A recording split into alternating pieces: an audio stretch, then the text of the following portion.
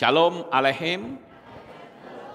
Bapak Yahweh memberkati Bapak Ibu Saudara sekalian.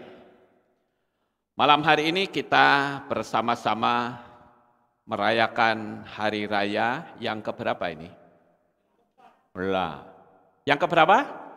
Yang keempat. Mesti tahu ya saudara-saudara. Masa kita nggak tahu? Kita merayakan hari raya yang keempat, yaitu hari raya Shavuot. Oleh karena itu saya menyampaikan Hak Sameach Yom Shavuot untuk saudara sekalian.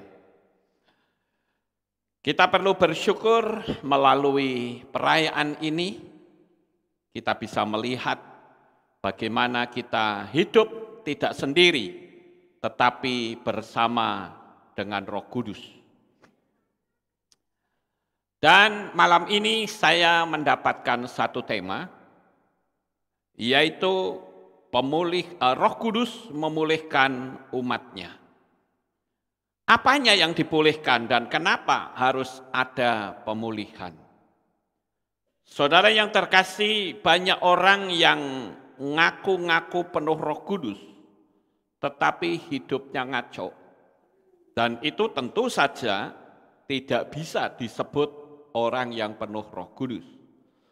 Ada juga orang yang ngaku penuh Roh Kudus, tetapi menolak nama Yahweh. Wah, ini parah sekali, saudara. Padahal Roh Kudus itu adalah rohnya Yahweh. Ada orang yang mengaku Roh Kudus, tetapi menolak Torah. Mereka merayakan hari raya Pentakosta. Padahal Pentakosta itu adalah hari raya turunnya Torah. Jadi ini kita lihat fenomena yang ada di dunia kekristenan ini kacau balau, saudara. Maka kita harus meluruskan sesuai dengan apa yang tertulis dalam kitab suci. Tidak bisa kita main ikut-ikutan apa kata banyak orang. Jadi Bapak Ibu, kalau saya berpikir dengan fenomena yang sekarang ini, apalagi ada orang yang katanya penuh Roh Kudus tetapi menghina nama Yahweh. Bahkan mengatakan Yahweisme. Itu kurang ajar namanya, saudara. Ya, itu kurang ajar sekali. Ya. Lalu pertanyaan saya, ini roh siapa yang menguasai? Ya, roh setan. Ya, saudara, itu pasti benar. Gak usah takut jawabnya, harus tegas. Ya, roh setan. Ya, kenapa kita mesti takut, saudara? Nah, apa artinya Roh Kudus memulihkan manusia? Karena hanya Roh Kuduslah yang bisa mengubahkan kehidupan manusia. Tanpa Roh Kudus, orang akan sulit berubah. Karena hanya Roh Kudus yang bisa melunakkan hati manusia. Oleh karena itu, bertahan dalam kesalahan, baik kehidupan maupun keimanan, kepercayaan, itu membuktikan Roh Kudus tidak ada bersamanya. Roh Kuduslah yang memungkinkan manusia memiliki titik balik di dalam kehidupan. Untuk mendasari tema saya malam ini, saya akan ajak saudara yang membawa kitab suci, bisa dibuka di dalam kitab Romea atau Roma pasal 8 ayat 9 sampai 11. Demikian bunyinya. Bagi yang tidak membawa, dengarkan saja. Roma 8, 9, 11. Dan kamu tidak hidup dalam daging, melainkan dalam Roh Kudus. Jika memang Roh Elohim tinggal di dalam kamu, tetapi jika seseorang tidak memiliki Roh Hamasyah, ia bukanlah miliknya.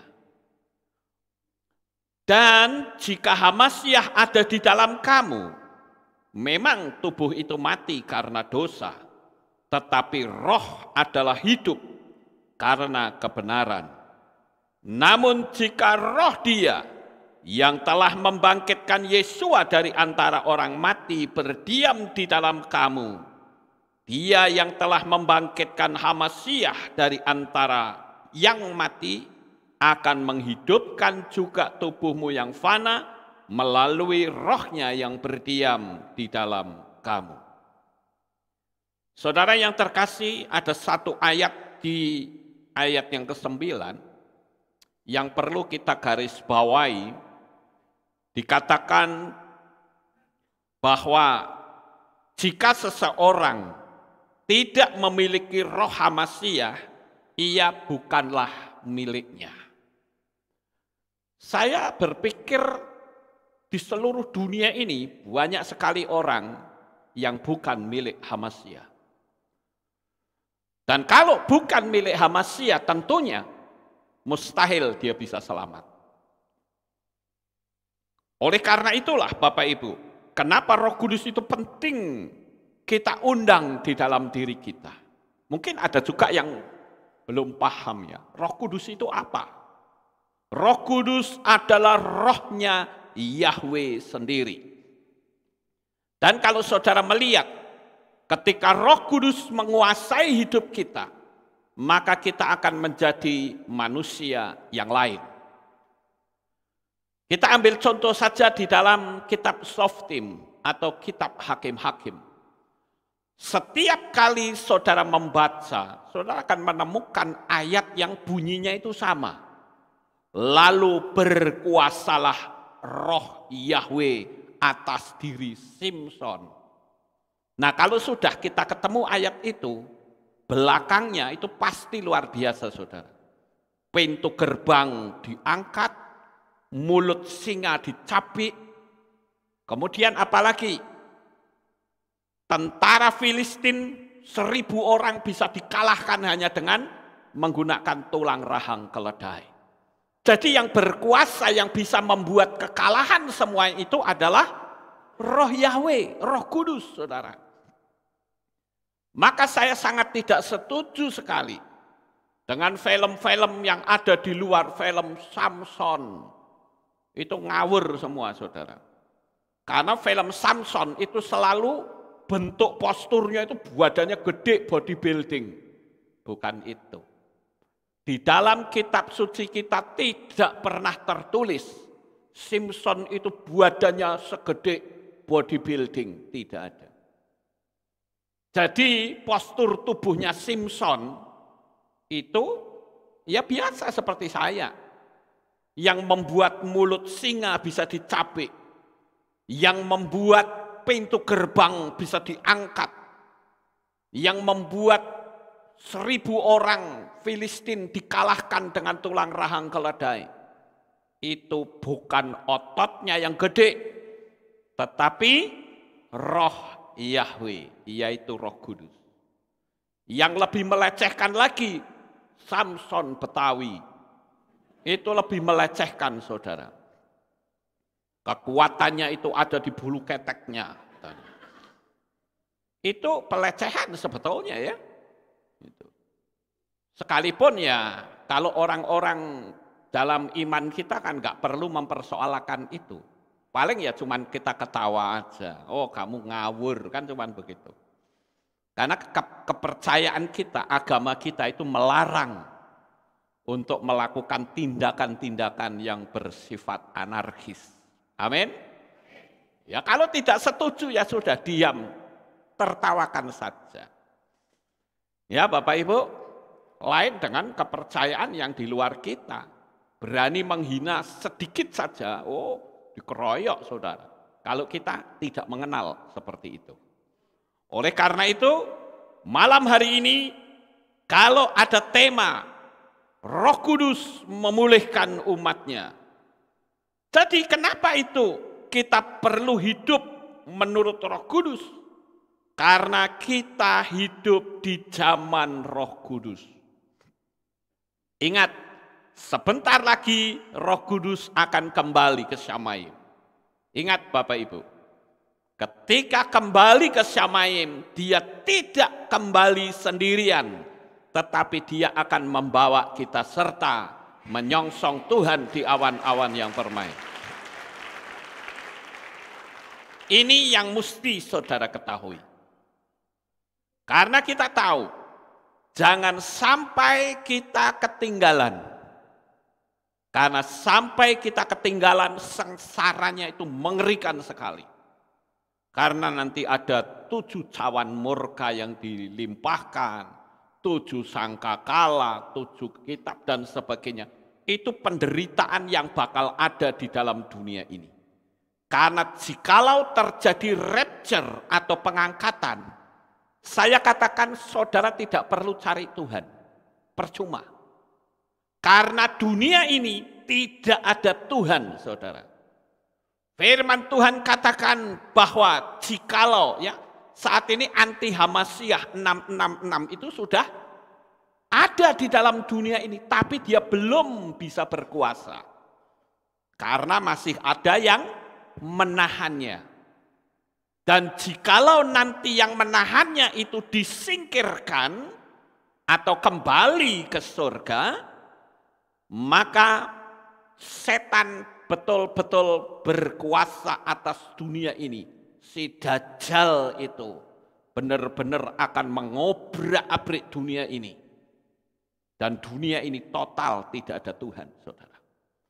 Maka saya mewarning saudara, bagi saudara sekalian yang saat ini sudah percaya kepada Bapa Yahweh, jangan tanggung saudara. Ambil sikap dimeterai atas nama Bapa Yahweh, Yeshua HaMashiach dan Roh Kudus dalam baptisan pembaharuan. Kenapa orang Jawa bilang mulut saya itu gambleh terus saudara? Karena saya tidak ingin orang-orang yang sudah memanggil namanya ketinggalan. Jangan karena saudara nonton video orang stres sehingga ikut-ikutan jadi stres. Ya. Jadi saya katakan bahwa kenapa kita hidup, kenapa kita harus dikuasai oleh Roh Kudus? Karena kita hidup di zaman Roh Kudus. Waktu Bapak Yahweh menciptakan alam jagat raya ini, sampai zaman Raja Daud, itu disebut dengan zaman Bapa. Di situ yang muncul, yang nampak itu adalah sosok Bapak Yahweh. Tapi zaman Raja Daud sampai Yesua, yang menonjol itu adalah putra, yaitu Yeshua HaMashiach. Dia adalah Yahweh sendiri yang turun ke dalam dunia ini dalam wujud manusia. Lalu di zaman Yesua, ketika Yesua terangkat ke Shamayim, karena itu Yesua katakan, aku tidak akan membiarkan engkau sebagai piatu. Aku akan kembali kepada Bapa. Tapi aku akan menurunkan seorang penolong yang sama seperti aku, yang akan membimbing dan menuntun saudara. Dialah Roh Kudus. Dan pada waktu Roh Kudus turun 2000 tahun yang lalu di loteng Yerusalem, sampai hari ini itu disebut zaman Roh Kudus. Dan zaman Roh Kudus segera berakhir. Waktunya sudah sangat singkat sekali, saudara. Ayo, jangan saudara bermain-main masalah keagamaan, saudara. Kita bukan cari agama, amin. Kita itu cari keselamatan. Dan kita sudah menemukan keselamatan di dalam Yahweh, Yeshua HaMashiach, wa Ruach HaKodesh.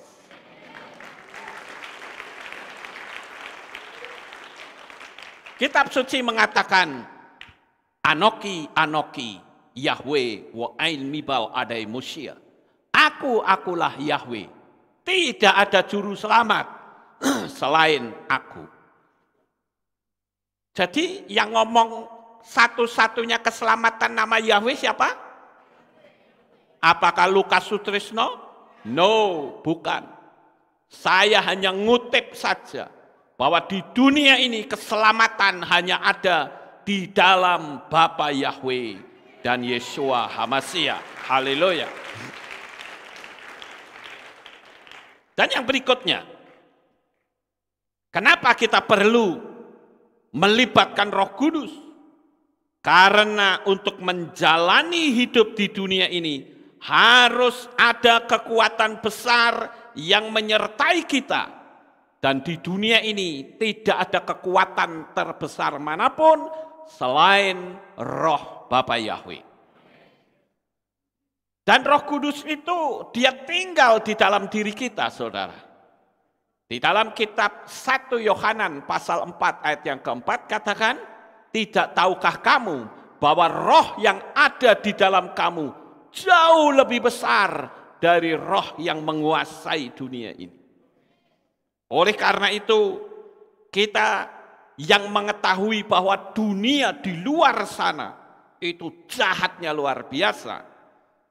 Tanpa Roh Kudus kita tidak akan berjalan berdasarkan kekuatan Tuhan, tetapi kekuatan diri sendiri. Kalau saudara menjalani hidup ini dengan kekuatan sendiri, maka akan berakhir dengan kekecewaan. Maka malam hari ini, sesuai dengan temanya, saya mempromosikan besar-besaran. Libatkan Roh Kudus dalam hidupmu. Saya ini, saudara, kalau terima telepon, sekalipun orang yang saya kenal, batin saya itu selalu ngomong begini, Roh Kudus tolong saya. Karena apa? Karena saya tahu ketika ada orang yang telepon saya, itu banyak hal. Bisa saja telepon itu berupa ancaman. Kalau orang mengancam, begitu kita bilang, Roh Kudus tolong saya, nyali saya menjadi gede, menjadi besar, dan tidak takut dengan ancaman. Tapi ketika kita berkata, Roh Kudus tolong saya, bisa saja telepon itu adalah berita yang tidak baik. Misalnya saja ada saudara seiman kita yang meninggal dunia. Itu kan berita yang nggak nyaman. Betul nggak saudara? Jadi dengan kita berkata Roh Kudus tolong saya, itu memungkinkan banyak hal. Bahwa kita mendapatkan kekuatan baru. Kita mungkin sedang berada dalam pelayanan misalnya. Tiba-tiba ada telepon. Kita berkata Roh Kudus tolong saya. Waktu diangkat ada suara yang mengatakan tokomu kebakaran. Kita nggak mungkin stres, saudara. Karena kita yakin Roh Kudus pasti tolong. Kalau tokonya kebakaran, berarti Tuhan akan kasih toko yang lebih gede lagi. Kan begitu, Bapak Ibu. Jangan malah stres. Ketika dapat telepon, mengatakan, kamu tidak diterima sekolahmu di universitas A atau B atau C. Kalau kita sudah berkata Roh Kudus tolong saya, begitu ada berita seperti itu kita bisa berkata, sekalipun saya tidak sekolah, tapi Bapak Yahweh sanggup membuat saya bisa lebih sukses dari orang yang sekolah. Amin. Nah itu yang harus kita miliki, saudara. Roh Kudus itu memungkinkan segala-galanya. Sekarang yang menjadi pertanyaan, pernahkah saudara melibatkan Roh Kudus dalam hidup saudara? Ini yang penting. Mungkin jemaat di sini bisa sering ya melakukannya ya Bapak Ibu. Tapi bagaimana dengan Bapak Ibu saudara yang ada di berbagai belahan dunia manapun yang saat ini sedang mengikuti streaming kita di tempat ini? Yang ada di negara-negara lain yang masih mengikuti streaming dari kita, saya anjurkan libatkan Roh Kudus dalam hidupmu. Karena kita tahu dunia ini betul-betul dunia yang sangat berbahaya. Dengan kita mengundang Roh Kudus saat menghadapi emosi, kita bisa redam emosi kita. Mau ngamuk nggak jadi, saudara. Ya kenapa nggak jadi? Ya karena ada Roh Kudus. Lagian kalau kita ngamuk apa untungnya? Betul nggak Bapak Ibu? Jadi kalau ada orang yang ngaku-ngaku aku penuh Roh Kudus, tapi hidupnya tukang ngamuk, tukang marah di rumah, saya meragukan. Jangan-jangan saudara cuma ngaku-ngaku Roh Kudus saja. Di rumah masih ada piring terbang, bakyak terbang, sandal terbang, sepatu terbang. Itu bukan Roh Kudus namanya. Roh Kudus itu iya saudara. Atau rokok kudus. Kalau Roh Kudus itu dia lembut. Dia memberikan kekuatan yang luar biasa, tapi dia lembut dalam diri kita. Ketika emosi mau turun, mau memuncak dalam diri kita, Roh Kudus katakan, tenang anakku, jangan takut, ada aku yang bersamamu. Itu Roh Kudus, Bapak Ibu. Kalau Roh Kudus ada dalam diri saudara, saat saudara tidak ada uang, apa yang akan saudara lakukan? Mulut kita tidak pernah berkata, mati aku. Biasanya orang kan begitu ya, kalau ada apa-apa sedikit, mati aku. Sekolah nggak diterima, seolah-olah dunia kiamat. Saya katakan tidak. Fakta membuktikan bahwa dunia ini banyak dikuasai orang-orang yang sekolahnya pada madol. Saya bisa tunjukkan banyak sekali orang-orang yang sekolahnya madol, dia menguasai dunia ini. Tapi saya ngomong begini bukan berarti saya tidak menghargai sekolah. Silahkan kalau Anda bisa sekolah, saudara. Tapi kalau yang tidak bisa karena mungkin biaya, karena mungkin engkau tidak diterima karena nilaimu belum mencapai sasaran mereka, enggak usah takut. Sekarang zaman informasi, saudara bisa belajar sendiri di rumah. Dan saya percaya, selama engkau melibatkan Roh Kudus, engkau tidak akan pernah kelaparan. Selama engkau melibatkan Roh Kudus, engkau sekali-kali tidak akan kekurangan. Selama engkau melibatkan Roh Kudus, engkau akan menjalani hidup ini dengan penuh damai dan sukacita. Ketakutan tidak akan pernah ada dalam diri saudara. Jadi, saya menganjurkan, berusahalah terus untuk selalu melibatkan Roh Kudus. Saya juga kalau nyetir, saya selalu berdialog dengan Tuhan. Apalagi kalau saya lihat tempat-tempat yang indah. Saya katakan, Bapak Yahweh, aku bangga dengan Engkau. Aku bisa melihat keindahan dunia ini. Ya. Jadi kita selalu tidak boleh putus hubungan dengan Tuhan. Roh Kudus, aku bersyukur kepadamu. Karena apa? Karena kita tahu bahwa mengucap syukur itu akan mendatangkan kekuatan yang sangat besar. Orang yang sekolahnya madol kayak saya bisa keliling dunia kemana-mana. Itu pun karena Roh Kudus, karena Tuhan. Berapa banyak orang yang titelnya rentengan? Saya tanya, kamu pernah ke Swiss? Belum. Pernah kamu ke Belanda? Belum. Pernah kamu ke Singapura? Pernah. Ngapain? Berobat. Bayangin saudara-saudara, pergi ke luar negeri cuma berobat. Kasihan amat. Kita harus betul-betul ambil sikap bahwa di dunia ini hanya ada satu kekuatan yang terbesar, yaitu Roh Kudus.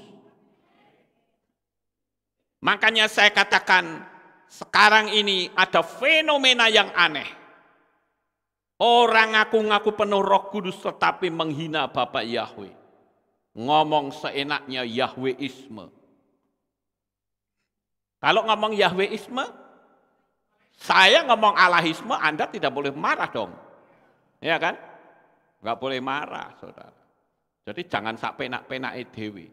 Dan saya katakan, Mungkin orang yang mengatakan Yahweisme itu nonton streaming saya saat ini. Halo bro, ya saya katakan Anda kurang ajar dengan Tuhan. Saya katakan dengan tegas. Anda berani berkata Yahweisme, Anda kurang ajar. Ya. Jadi Anda perlu bertobat. Karena di dunia ini, dunia saja mengakui kok. Orang-orang Kristen mengatakan apa? Haleluya.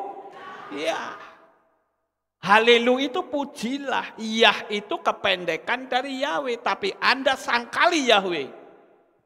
Anda kelewatan. Ya, jadi kita mesti paham itu. Orang yang dipimpin oleh Roh Kudus itu memiliki kemampuan untuk menyatakan kebenaran apapun resikonya. Lihat murid-murid Yesua, saudara. Pada waktu zaman pemerintahan Kaisar Nero, itu kaisar gila yang mudah menyiksa orang-orang percaya. Saya membaca satu buku yang judulnya Para Penguasa Zaman Perjanjian Baru. Salah satu saya lihat ada dua kaisar yang saya katakan kaisar gila. Yang pertama adalah Kaisar Nero dan yang kedua adalah Kaisar Caligula. Kaisar Nero ini paling senang dia balapan kuda bersama dengan teman-temannya. Dan kiri kanan arena balapan itu dipasangi obor. Dan obornya itu bukan terbuat dari kayu dan sumbu serta minyak. Tetapi obornya adalah orang-orang percaya Yesua ditangkap, diikat, disiram pakai aspal panas, dan dibakar hidup-hidup, saudara. Dan mereka tidak mau menyangkali Yesua. Sekalipun harus mati terbakar. Mati terbakar cuma sebentar. Orang dibakar nggak sampai 5 menit mati, saudara. Tapi dia selamat sampai di Samayim. Daripada cari aman di dunia ini, nanti kelojotan di api neraka. Dan itu bukan 1-2 tahun. Bukan 10-20 triliun tahun. Tapi selama-lamanya. Itu sebabnya kalau kita mengakui betapa bangganya kita dengan Bapa Yahweh. Yang membuat kita percaya Bapa Yahweh itu siapa? Roh Kudus, saudara. Kita perlu mensyukuri luar biasa. Saya selalu memberitakan siapa itu Bapa Yahweh. Sekarang pemberitaan saya jadi ringan. Kenapa? Karena ada YouTube. Orang yang tidak seiman dengan kita, suka nggak suka mereka akan tonton. Iya kan? Mereka bahkan bisa nonton di kamar mereka masing-masing. Pemberitaan itu terus berlangsung. Jadi Roh Kudus itu adalah segala-galanya dalam hidup kita. Saya bacakan di dalam kitab 2 Korintus pasal 3 ayat 16 sampai 17. Dikatakan demikian. Namun ketika orang dapat berbalik kepada Tuhan, selubung itu disingkirkan.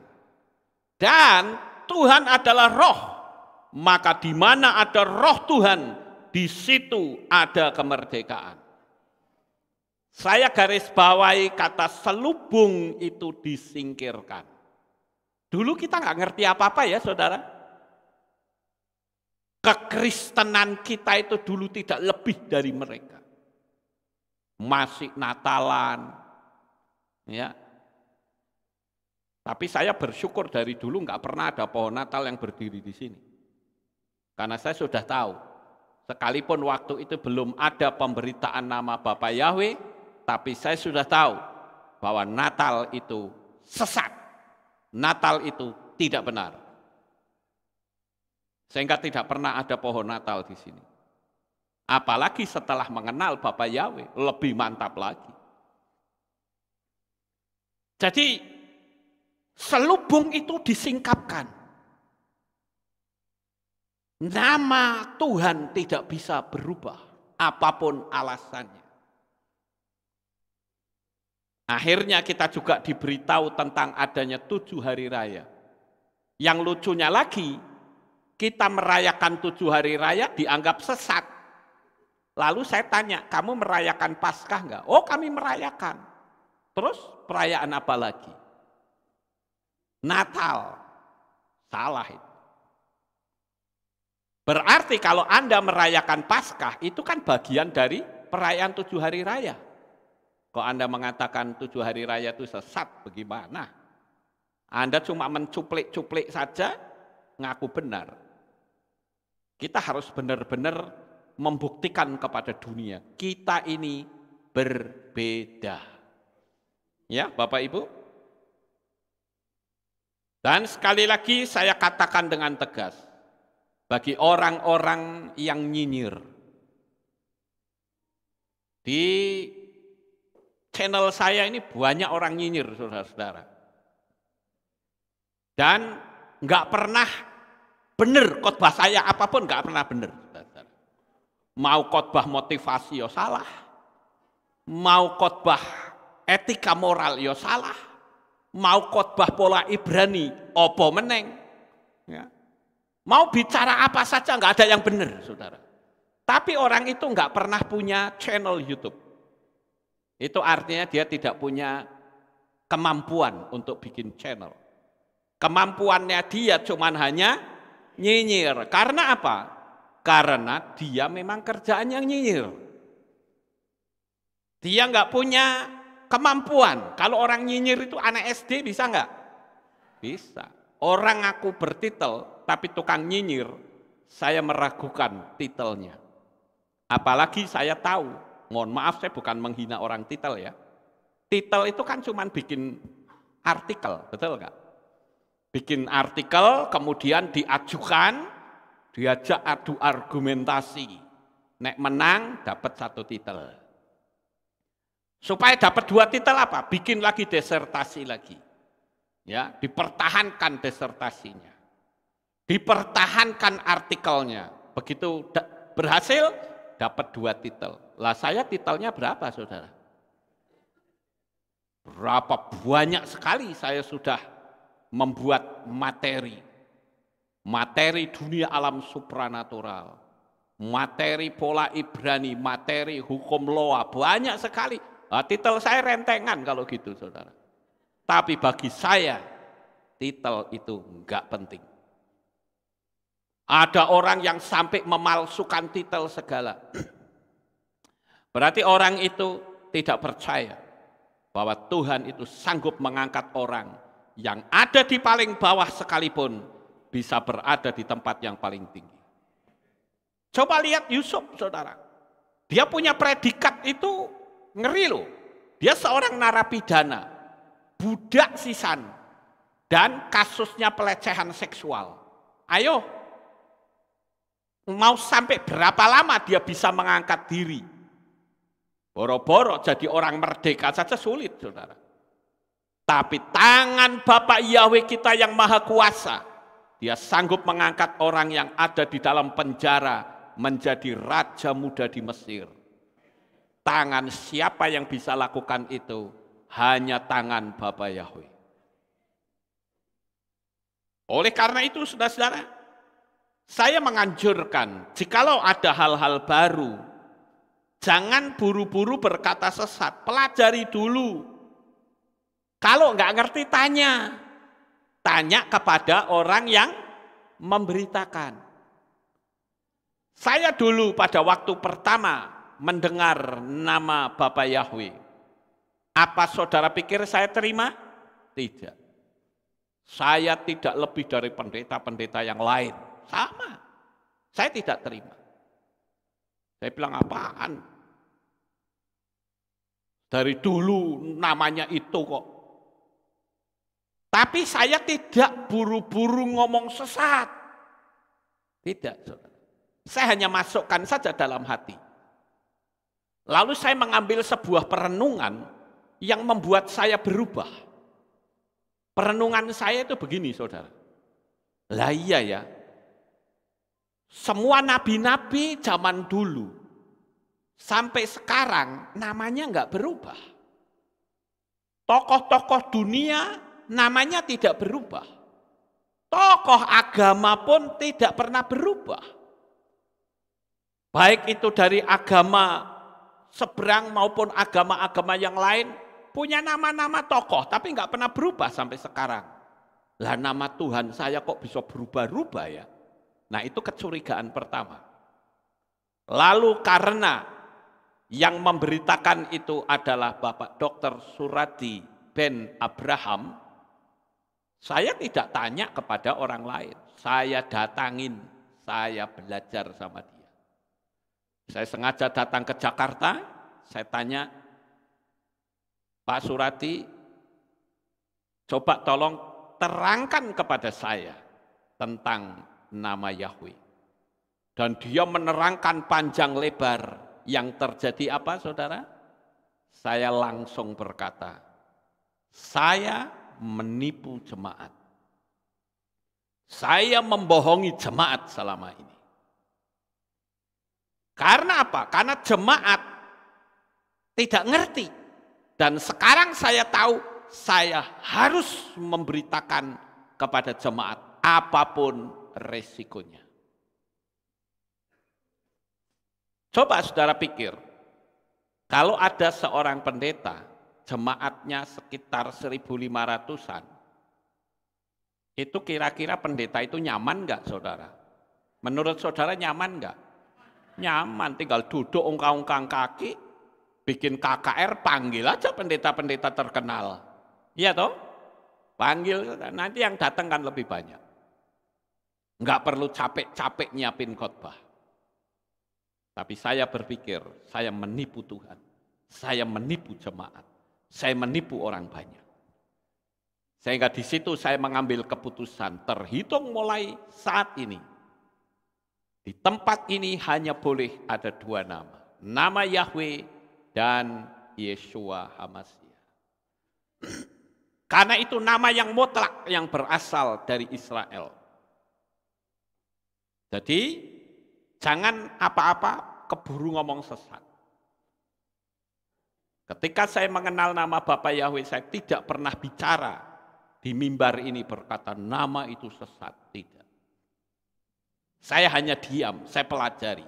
Begitu sudah matang, saya sampaikan kepada jemaat. Jemaat lari begitu banyak, saudara. Saya tidak pusing. Saya hanya berpikir dengan berjalannya waktu, nanti Tuhan yang akan menunjukkan bahwa kami yang benar.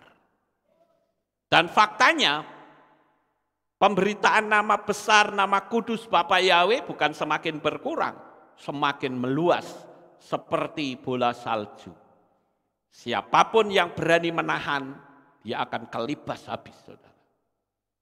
Melawan nubuatan akhir zaman, yaitu pemulihan segala sesuatu. Yang dipulihkan apanya? Yang pertama yang menjadi dasar, menjadi basic adalah namanya. Setelah nama itu dipulihkan, saya kadang sedih ya, hari gini masih bicara nama. Padahal kehilangan kita mengenal nama itu sejak tahun 2000, berarti sudah berapa? 22 tahun. Hari gini masih Orwell masalah nama. Ketinggalan nanti, saudara. Kami sudah 22 tahun meninggalkan nama asing yang tidak dikenal di Syamayu. Baru di situ hal-hal yang lain disingkapkan satu persatu. Padahal waktu penyingkapan nama Bapa saja, saya langsung ngomong loh sama Tuhan. Tuhan, sekarang aku sudah menyampaikan namamu. Wes, kalau Tuhan mau panggil saya, silahkan. Aku mati wes merem Tuhan. Karena apa? Karena saya sudah memberitakan. Tapi ternyata Tuhan masih izinkan saya hidup terus sampai sekarang. Berarti masih ada banyak hal-hal yang harus disingkapkan dan dibongkar, saudara. Saya bilang ya sudah, saya tinggal nurut saja. Kalau Tuhan bilang, saya tetap hidup untuk memberitakan hal-hal yang baru, saya bilang siap. Tapi kalau Tuhan bilang, wes selesai tugasmu, pulang. Saya pun berkata, siap. Dan sekali lagi, jemaat pun harus tetap siap. Amin. Ya. Saya ngomong seperti ini bukan saya nakut-nakutin loh saudara. Saya bisa mati setiap saat. Jemaat itu tidak boleh bergantung kepada Lukas Sutrisno. Ya.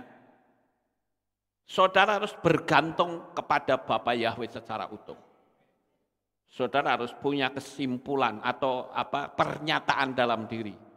Kalau Lukas Sutrisno mati, aku tetap setia di kehilat ini. Amin. Nah itu baru benar saudara.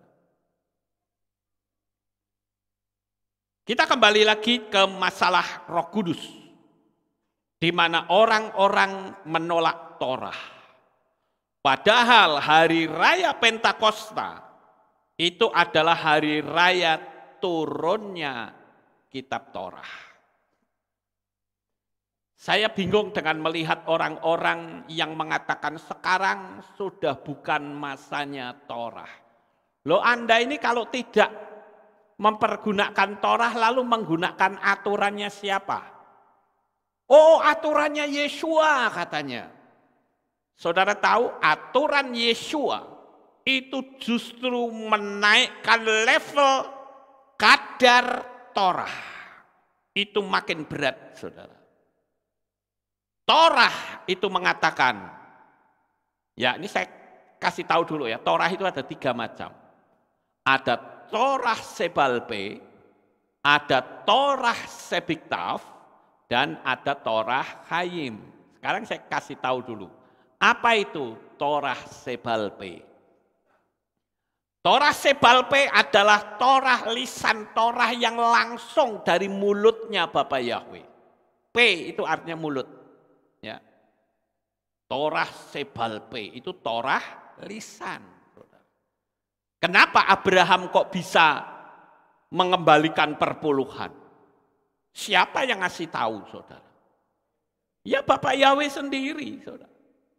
Bukankah perpuluhan itu mulai ditulis pada zaman Mose?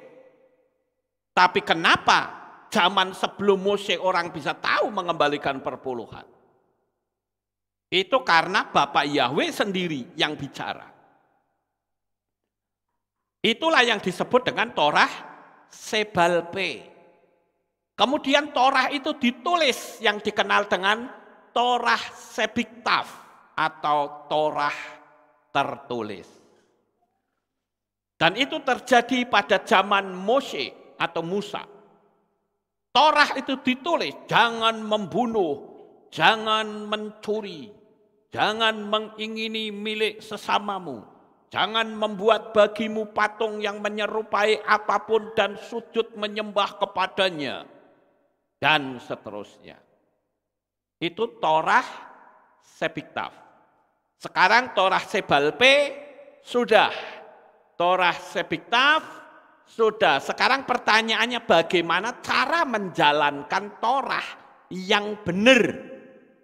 Maka jalan satu-satunya adalah ikuti gaya hidupnya Yesua. Itu sebabnya Yesua disebut sebagai Torah Hayim, Torah kehidupan.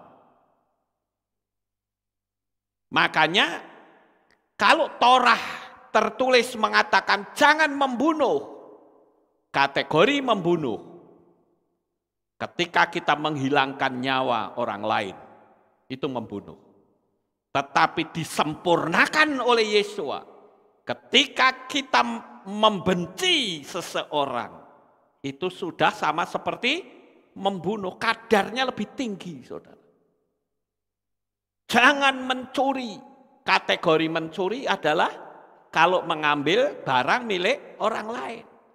Tapi ketika kita menginginkan barang orang lain saja, itu sudah dianggap mencuri. Jadi kadarnya itu semakin tinggi, saudara. Ada orang yang mengatakan gini, Torah itu tidak berlaku karena sudah digenapi. Pernah dengar ya pernyataan begitu? Sekarang saya buat sebuah ilustrasi, tolong saudara jawab dengan tegas supaya paham. Begitu juga dengan Bapak Ibu Saudara yang ada di berbagai belahan dunia manapun. Perhatikan kata-kata saya. Saudara mau masuk sekolah dan di sekolah itu ada peraturan. Peraturan tertulis, ya. Tata tertib sekolah. Kalau laki-laki dilarang rambutnya gondrong. Tidak boleh sekolah pakai sarung. Tidak boleh merokok. Itu peraturan, bukan? Nah, itu Torah itu loh, saudara. Torah itu peraturan, teaching yang mengajarkan ini benar, ini salah, itu Torah. Sampai di sini paham? Nah, selama saya rambutnya gondrong, sarungan, pergi ke sekolah itu boleh enggak? Enggak, karena kena peraturan itu. Sekarang ada orang nih yang masuk ke sekolah itu rambutnya perlente ya, rambutnya bagus. Kemudian pakainya juga pakaiannya sopan. Enggak ngerokok, masuk ke sekolah itu. Artinya apa? Menggenapi. Saudara setuju enggak? Jadi artinya peraturan itu ada yang bisa menggenapi. Amin? Setuju ya? Sekarang pertanyaannya. Apakah dengan adanya orang yang bisa menggenapi peraturan itu, berarti peraturan itu tidak berlaku? Ya tidak, peraturannya tetap ada, saudara. Sama seperti saya. Saya ini adalah keturunan Chinese. Ya. Saya masuk ke Indonesia harus ikuti aturan yang ada di Indonesia. Jadi saya harus mengikuti, Indonesia punya aturan, bayar pajak, saya harus bayar pajak. Peraturannya apa di Indonesia? Saya harus ikuti. Kita harus tunduk pada Pancasila. Harus diikuti. Tapi kalau kita ngaku orang Indonesia tapi peraturannya itu kita abaikan, artinya apa kita? Salah, kita memboikot namanya, saudara. Sama seperti Torah. Torah itu sudah digenapi oleh Yesua. Kalau kita mau ikutin polanya Yesua, itu yang paling benar. Yesua itu tidak anti Torah. Di dalam kitab Yohanan pasal 13 ayat 13 dikatakan, engkau menyebut aku guru dan Tuhan. Benar, akulah dia. Ini kalimat ini dalam bahasa Indonesia itu agak rancu, saudara. Kenapa? Karena dikatakan engkau menyebut aku adalah guru dan Tuhan. Sekarang gurunya ini guru apa? Kan nggak jelas di situ. Bisa guru tari, ya toh? Bisa guru masak, bisa guru matematika, lalu guru apa? Bisa guru silat, kan nggak jelas, saudara. Tapi kalau saudara baca dalam teks Ibrani, saudara akan temukan kata guru itu dengan tulisan moreh. Moreh itu artinya guru Torah dengan gender laki-laki. Itu moreh. Mungkinkah guru Torah menolak Torah? Ya tidak mungkin, saudara. Bahkan ada orang Kristen yang berkata begini, mengapa orang Kristen boleh makan babi? Sopo sing ngomong kaya ngono iku, saudara? Siapa? Di kitab suci kita enggak ada.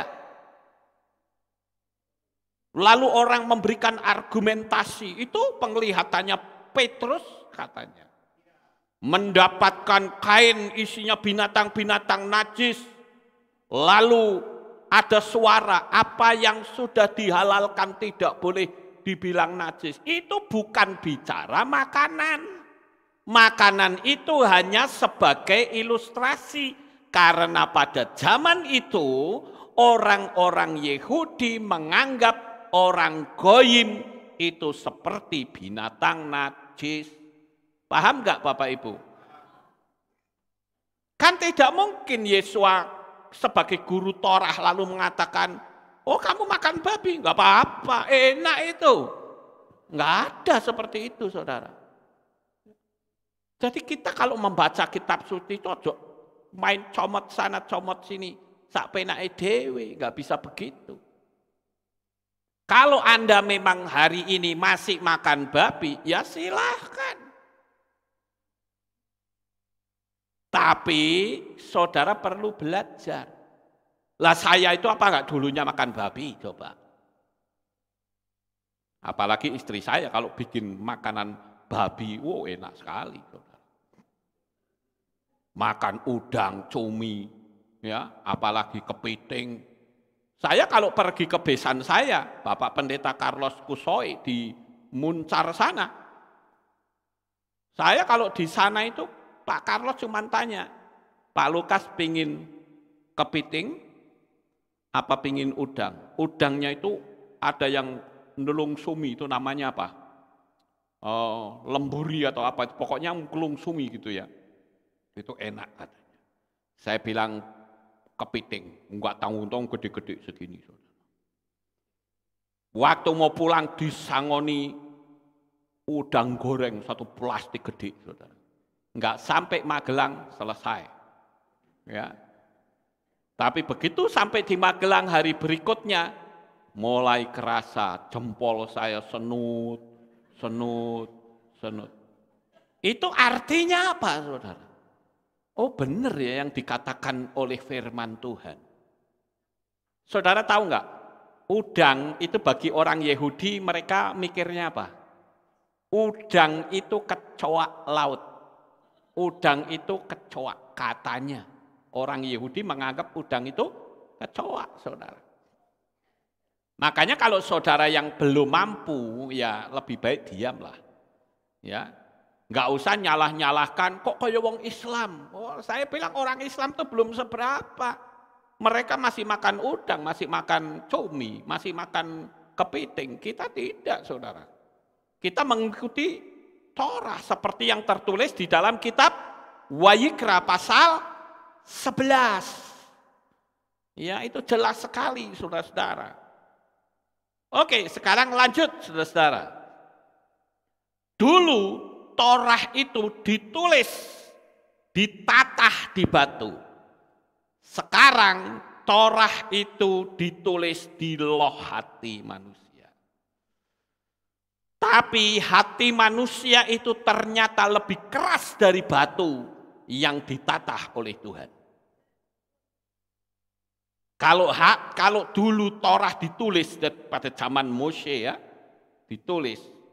Padahal itu batunya bukan batu cadas seperti yang sering kita lihat film The Ten Commandments, bukan itu. Tapi itu batu yang sangat luar biasa. Saya agak lupa nama batunya itu ya. Batunya itu warnanya hijau dan bagus sekali. Saya lupa namanya, dia natahnya di situ. Ya. Dan itu batu itu kerasnya minta ampun, saudara. Tapi ternyata hati manusia lebih keras dari batu itu. Tetapi hati manusia menjadi lunak kalau Roh Kudus menguasai dia. Itu sebabnya tema kita adalah Roh Kudus memulihkan umat manusia.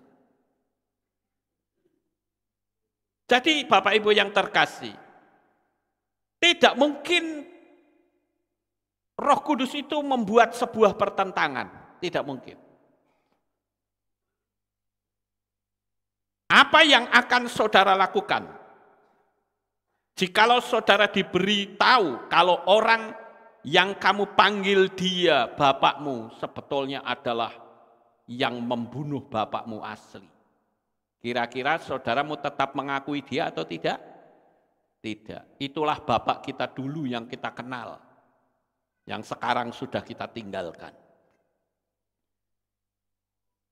Kembali lagi ke masalah Torah, saudara. Ada orang yang mengatakan Torah itu kejam. Seperti yang tertulis dalam kitab Shemot atau Keluaran 21 ayat 24 sampai 27 dikatakan, mata ganti mata, gigi ganti gigi, tangan ganti tangan, kaki ganti kaki, luka bakar ganti luka bakar, memar ganti memar, bengkak ganti bengkak, dan seterusnya. Itu sebabnya kalau orang tidak menggunakan pola pikir Ibrani, nggak akan tahu. Saya mengutip sebuah pernyataan dari Mahatma Gandhi yang berkata demikian. An eye for an eye only ends up making the whole world blind. Yang artinya, mata ganti mata hanya akan berakhir dan membuat seluruh dunia buta. Ya benar, karena apa? Dia nggak ngerti pola Ibrani.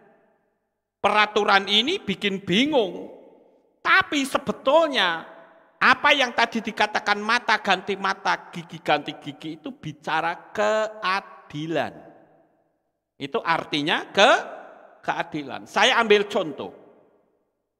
Saya pernah berbicara kepada seorang pendeta. Saya nggak perlu sebut nama pendetanya.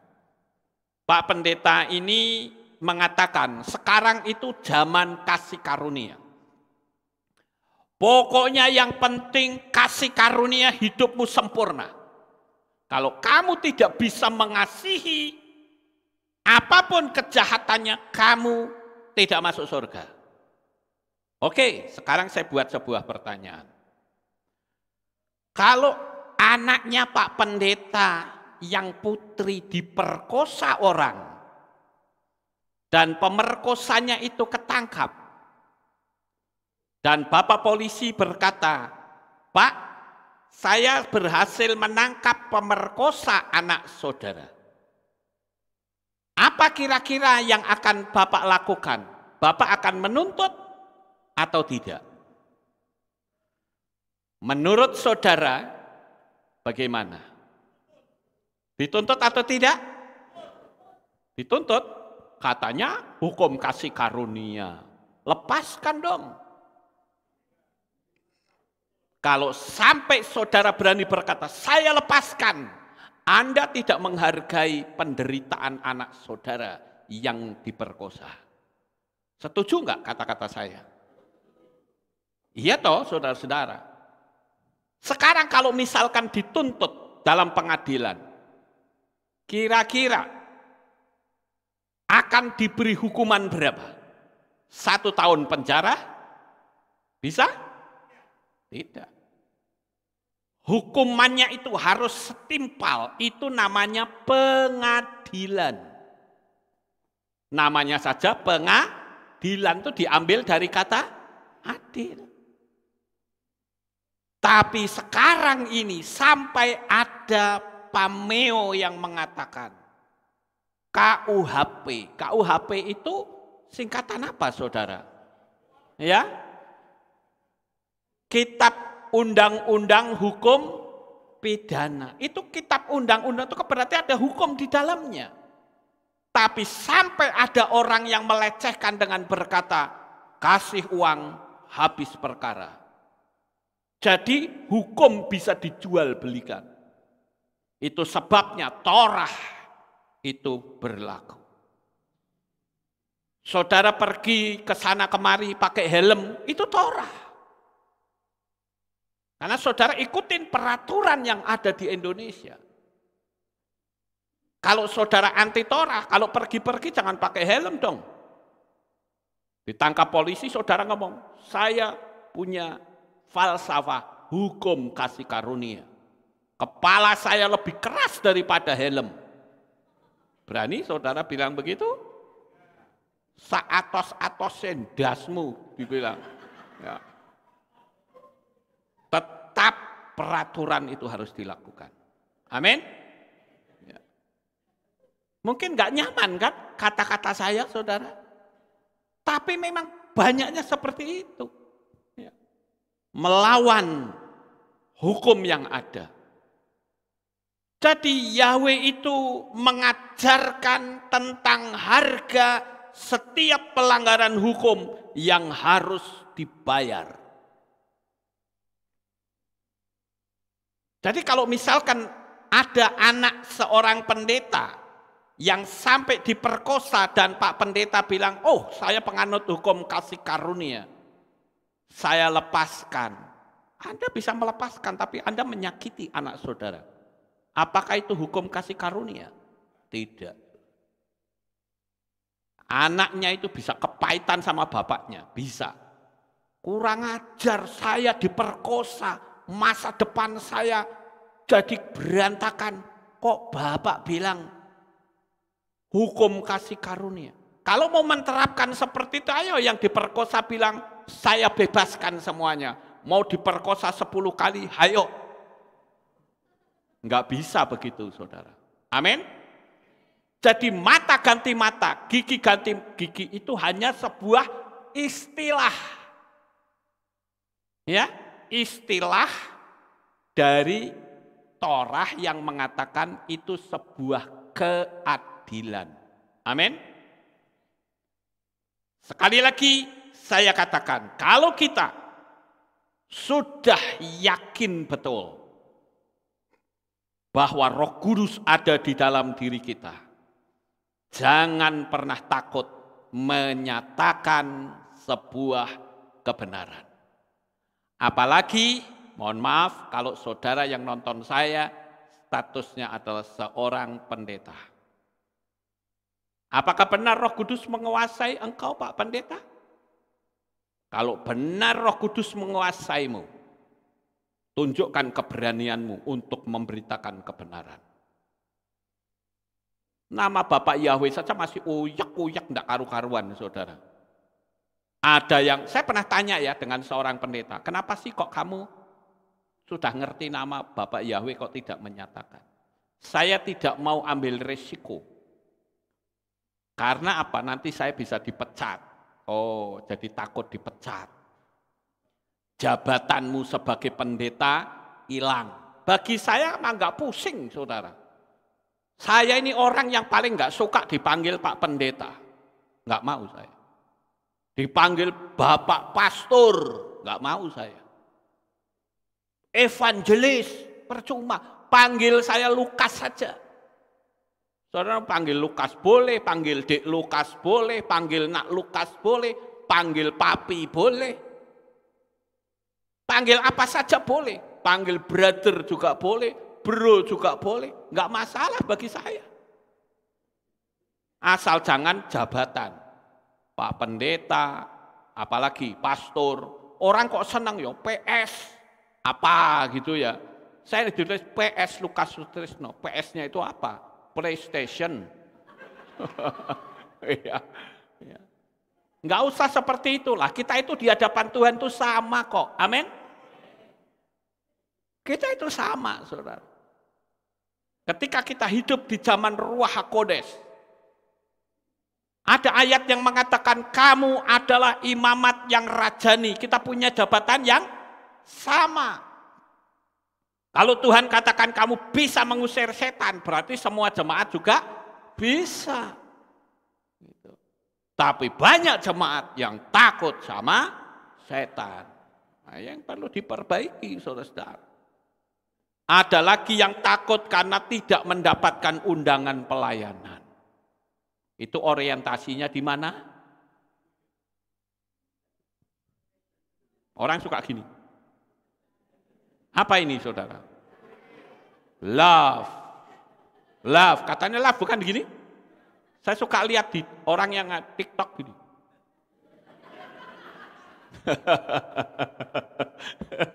Kalau saya begini, itu duit, saudara.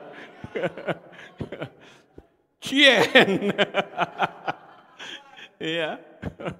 Jadi ada orang yang pelayanan motivasinya duit, saudara.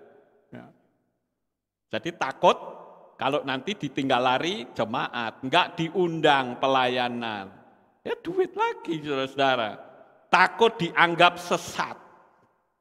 Pernah ada orang ngomong sama saya begini, Pak Lukas, emangnya Pak Lukas sendiri yang akan mengatakan bahwa pengajarannya Pak Lukas itu paling benar? Nah, saudara bisa jawab sekarang. Kan tidak mungkin.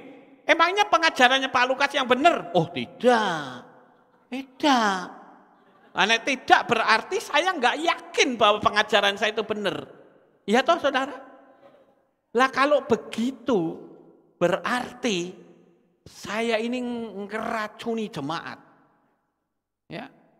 Kalau orang bilang berarti Pak Lukas nganggep pengajaran Pak Lukas paling benar. Saya jawab iya. Sama seperti Noah atau Nuh. Emangnya kamu sendiri yang mau selamat? Gila kamu. Bikin bahtera kok di atas gunung. Ya, kalau bikin bahtera itu di pantai masuk akal. Bikin bahtera kok di atas gunung, mana ada gunung itu tenggelam. Otakmu sudah ngaco. Gila kamu. Emangnya cuman kamu doang yang akan selamat? Nuh bilang apa? Iya. Dia hanya tunduk kepada Bapak Yahweh. Coba saja kalau saya bikin bahtera di atas gunung Tidar sono. Saudara akan mengatakan, wah ini pendetone Alfa Omega wis sinting pikirannya. Pasti begitu. Iya enggak saudara? Tapi memang Noah begitu. Iya toh? Noah berkata apa?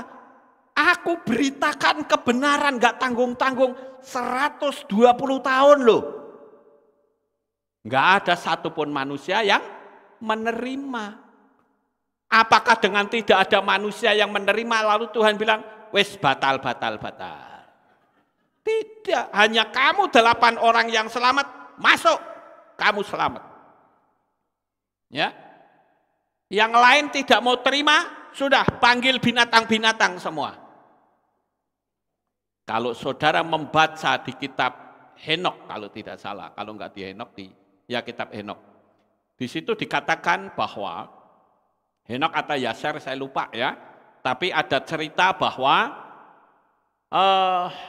binatang-binatang itu semua datang saudara. Tapi tidak semua binatang yang mau merunduk. Hanya binatang yang merunduk, Noah bilang masuk. Artinya apa? Pilihan untuk memasukkan binatang itu bukan berasal dari Noah. Tapi dari Tuhan sendiri. Yang menempatkan hati kepada para binatang itu untuk tunduk. Sama seperti sekarang. Semua bangsa boleh masuk menerima Tuhan. Tapi hanya yang mau tunduk pada Torah. Dan itu tidak semua orang mau tunduk pada Torah. Kita harus yakin saudara-saudara. Jadi yang ada itu cumanya takut, dan terus takut. Saya katakan selama Roh Kudus ada bersama kita, tidak ada yang perlu ditakutkan. Miliki prinsip seperti saya. Mati hari ini, mati besok, mati lusa, mati 10 tahun, podo wae. Betul nggak? Sama kan saudara? Nantinya juga mati kok. Mau mati sekarang, lusa, kapanpun sama saja. Nggak perlu ditakutkan. Kalau mati sekarang bagaimana? Ya malahan nih ketemu Tuhan, kan gitu. Ya, jadi hari ini saya katakan jangan pernah takut. Karena Bapak Yahweh selalu bersama saudara. Sukses besar untuk saudara. Bapak Yahweh memberkati, haleluya. Kita tunduk kepala saudara. Saya ingin ajak saudara untuk mendeklarasikan dan berdoa untuk orang-orang yang perlu kita doakan. Saya ingin ajak saudara berdoa dengan bersuara. Mau Bapak Ibu? Ayo sekarang kalau saya ajak saudara berdoa dengan bersuara, saya akan mendeklarasikan tentang Ruach HaKodes terlebih dahulu. Haleluya. Ruach HaKodes itu memungkinkan terjadinya pertobatan di mana-mana. Karena Ruach HaKodes itulah yang akan memilih kita. Bapa Yahweh menyelamatkan dan memberkati mereka yang percaya kepadanya. Dan kita tentu tahu bahwa memungkinkan keselamatan itu terjadi hanya anugerah semata-mata. Sekarang mari kita berdoa untuk kehidupan jemaat Bapa Yahweh. Yang pertama, mari kita berdoa untuk Bapak Obed Sinaga yang saat ini sedang seleksi secapa atau sekolah calon perwira. Agar selesai sekolah perwira, Bapak Yahweh izinkan masih berdinas di Magelang. Tadi yang memimpin pujian adalah Bapak Obed Sinaga. Kita berdoa supaya dia tetap tinggal di kota Magelang ini. Mari kita sama-sama doakan Bapak Ibu, Bapak Obed Sinaga. Mari kita bersama berdoa dengan bersuara. Maha besar ya Bapak Yahweh, Tuhan semesta alam pencipta langit dan bumi. Bapak Yahweh yang kami kasih di dalam nama Adonai Yeshua HaMashiach, Juru Selamat kami yang ajaib. Malam hari ini kami berdoa secara khusus untuk Bapak Obed Sinaga yang saat ini masih sekolah calon perwira. Agar selesai sekolah perwira, Bapak Yahweh tetap izinkan masih berdinas di kota Magelang ini. Kami serahkan kekasih-Mu ini dalam tangan-Mu ya Bapa. Engkau Tuhan yang ajaib dan maha kuasa. Ayo saudara berdoa, bersuara. Nama sudah saya sebutkan, saudara berdoa. Baik yang ada di tempat ini maupun di rumah masing-masing. Ayo doakan Bapak Obed Sinaga. Nyatakan kemuliaan kuasa-Mu ya Bapa. Engkau memberi hikmat akal budi yang luar biasa.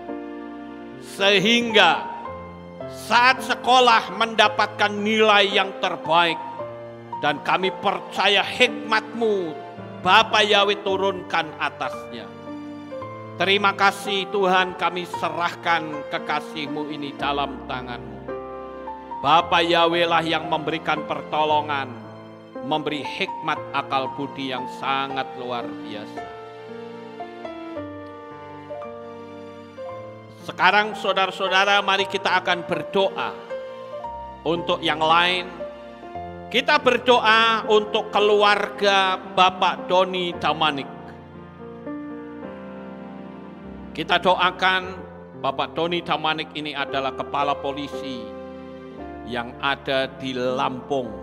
Kita doakan supaya Bapak Yahweh memberikan pertolongan yang saat ini sedang melaksanakan pendidikan di Lemhanas RI. Mari kita berdoa terlebih dahulu untuk Bapak Doni Damanik. Supaya apa yang dia sedang melaksanakan pendidikan di Lemhanas RI juga bisa berhasil. Ayo saudara kita doakan bersama-sama. Saudara yang ada di rumah masing-masing juga ikut berdoa untuk Bapak Doni Damanik. Maha besar ya Bapak Yahweh Tuhan semesta alam. Kami berdoa secara khusus untuk kekasih-Mu, mempelai-Mu, Bapak Doni Damanik. Bapak berkati, beri hikmat akal budi kepandaian yang sangat luar biasa. Sehingga apa yang menjadi misi, visi, impiannya, Bapak Yahweh berkati. Dan Engkau tunjukkan kemahakuasaan-Mu ya Tuhan. Tidak akan ada kegagalan yang menguasai hidupnya. Namun keberhasilan, kesuksesan yang ada di dalam dirinya.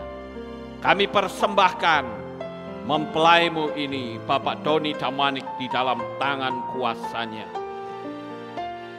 Sekarang kita akan berdoa untuk saudara Christian atau Daniel Christian Damanik yang saat ini seleksi pendidikan masuk Taruna Akademi Kepolisian atau Akpol. Kita doakan supaya Bapak Yahweh menolong saudara Daniel Christian Damanik yang adalah merupakan putra dari Bapak Doni Damanik. Ayo kita bersama berdoa untuk Daniel Christian Damanik. Bapak Yahweh, kembali kami naikkan satu nama, yaitu Daniel Christian Damanik. Bapak berkati agar supaya dia berhasil dalam seleksi pendidikan masuk Taruna Akademi Kepolisian. Bapak nyatakan kuasanya yang dahsyat dan ajaib. Seluruh dunia yang saat ini mengikuti streaming kami, mereka semuanya mendoakan saudara Daniel. Oleh karena itu Bapa, kami menyerahkan seluruh kehidupan anakmu ini di dalam tangan kasih-Mu. Bapa Yahweh yang menjadi penolong, Bapa Yahweh yang menjadi pembela. Dan sekarang kita juga akan berdoa untuk saudara Jeremy Valentino Damanik, agar supaya dia juga berhasil yang saat ini sedang seleksi masuk perguruan tinggi Fakultas Kedokteran Universitas Indonesia. Mari kita akan sama-sama doakan. Saya cuatkan nama Jeremy Valentino Damanik. Mari kita sama-sama berdoa. Maha besar ya Bapak Yahweh, kembali kami naikkan satu nama ke hadirat-Mu, yaitu Jeremy Valentino Damanik. Bapak nyatakan kuasanya yang ajaib, sehingga anak ini pun juga bisa berhasil masuk dalam perguruan tinggi Fakultas Kedokteran UI. Kami percaya tidak ada perkara yang mustahil bagi setiap orang yang mengandalkan Bapa Yahweh. Oleh karena itu kami menyerahkan anakmu ini di dalam tangan kuasa-Mu. Buka alam pikiran sehingga hikmat yang datang dari tempat yang maha tinggi akan terus menguasai di dalam kehidupannya. Terima kasih Bapa. Sekarang sekali lagi kami menyerahkan untuk saudara Jeremy Valentino Damanik, agar dia bisa masuk seleksi perguruan tinggi Fakultas Kedokteran UI, bahkan bisa berhasil menjadi seorang dokter yang baik. Terima kasih Bapa. Sekarang saudara, ayo kita berdoa untuk perekonomian jemaat semuanya. Baik umat-umat Tuhan yang ada di Kehilat Alef Tau ini, maupun para subscriber semuanya, kita doakan supaya perekonomian mereka bisa naik, hidup mereka diberkati oleh Bapa Yahweh. Ayo kita berdoa bersama-sama dengan bersuara. Bapa Yahweh, sekarang saya berdoa untuk perekonomian anak-anakmu. Kami tahu saat ini dunia mempersulit kami Tuhan. Namun kami tahu orang-orang yang mengandalkan Engkau tidak akan pernah dikecewakan. Oleh karena itu kami menyerahkan anak-anakmu lebih lanjut di dalam tangan kuasa-Mu. Baik umat-umatmu di Kehilat Alef Tau Magelang ini, maupun para subscriber semuanya. Berkatilah mereka ya Bapa, sehingga apapun yang mereka lakukan dan kerjakan, dibuatnyalah Engkau menjadi berhasil sampai selama-lamanya. Dan sekarang kami menyerahkan semua anak-anakmu dalam tangan-Mu. Saudara, kita berdoa juga agar Bapa Yahweh melindungi semua orang yang sudah menerima nama kudus Bapa Yahweh, agar tidak mudah menyangkali. Karena saat ini banyak sekali channel-channel penyesat yang menghina nama Bapa. Mari kita doakan agar semua orang yang sudah menerima Bapa Yahweh, mereka diberikan keteguhan di dalam iman sampai titik nafas yang penghabisan. Mari kita bersama-sama berdoa. Bapa Yahweh, sekarang kami berdoa untuk seluruh umat-umat-Mu di berbagai penjuru dunia manapun juga. Tolong berkati mereka ya Tuhan. Jaga lindungi mereka agar Engkau menjauhkan dari bahaya penyesatan, Kami mohon teguhkan iman mereka, agar anak-anak-Mu tetap tegar dan mengikut Engkau sampai titik nafas yang penghabisan. Kami menyerahkan semuanya ini di dalam tangan kuasa-Mu. Kami percaya Bapa Yahweh menjadi penolong, menjadi pelindung dalam hidup mereka. Terima kasih Tuhan, kami mempersembahkan seluruh umat-umat-Mu para pengagung Bapa Yahweh yang ada di berbagai belahan dunia manapun juga. Terima kasih Bapa Yahweh. Dan sekarang yang terakhir, mari kita berdoa untuk negara dan bangsa Indonesia, agar negara ini tetap aman, tentram, damai, sejahtera, dan diluputkan dari bahaya-bahaya yang akan menggulingkan negara dan bangsa ini. Mari kita bersama-sama berdoa. Bapa Yahweh, kami berdoa untuk negara dan bangsa Indonesia. Kami mencintai negara ini ya Tuhan. Berkatilah negara ini. Nyatakan kuasa-Mu. Sehingga yang saat ini Pancasila sedang dirongrong, Bapa yang akan melindungi, sehingga negara ini akan tetap aman, tentram, damai, sejahtera. Engkau menjauhkan dari kaum teroris manapun juga. Engkau melindungi negara ini, karena di negara inilah nama Bapa Yahweh dimasyurkan, nama Bapa Yahweh dimuliakan ke seluruh penjuru dunia manapun. Oleh karena itu jaga lindungi Tuhan, karena negara ini sudah ada dalam firman-Mu, dan kami akan terus memberitakan nama-Mu di negara tercinta ini. Bapa yang menjaga negara ini, sehingga kedaulatan negara RI ini tidak akan pernah bergeser kemanapun. Terima kasih Bapa Yahweh, Engkaulah yang menetapkan negara ini, karena kami tahu di negara inilah nama-Mu dimasyurkan di seluruh penjuru dunia. Terpujilah Engkau Bapa, dan kami percaya kemuliaan-Mu akan terus mengalir di dalam kehidupan umat-umat-Mu dan bahkan seluruh bangsa dan negara ini. Selamatkan mereka, buat mereka mengetahui bahwa di atas muka bumi ini hanya ada satu nama di atas segala nama, nama Yahweh Elohim yang menyelamatkan manusia. Di dalam nama Adonai Yeshua HaMashiach, kami sudah berdoa dan mengucap syukur. Semua yang percaya berkata, amin. Beri tepuk tangan untuk Bapa Yahweh. Haleluya.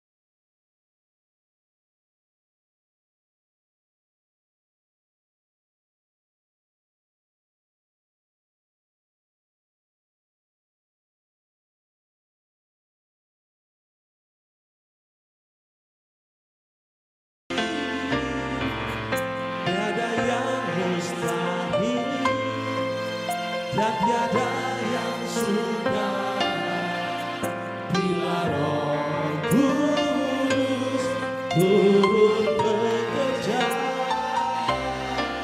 Tiada yang mustahil bagi orang percaya karena Roh Kudus.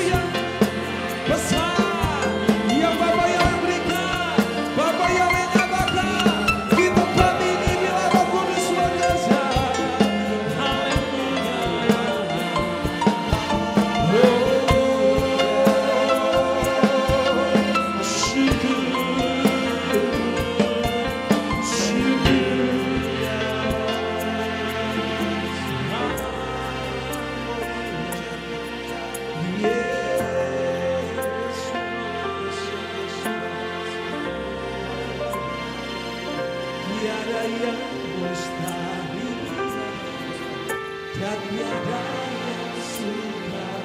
Dengan iman Bapak Ibu mari kita angkat pujian ini karena Roh Kudus yang bekerja luar biasa Bapak. Tiada yang mustahil bagi orang percaya bila Roh Kudus turut.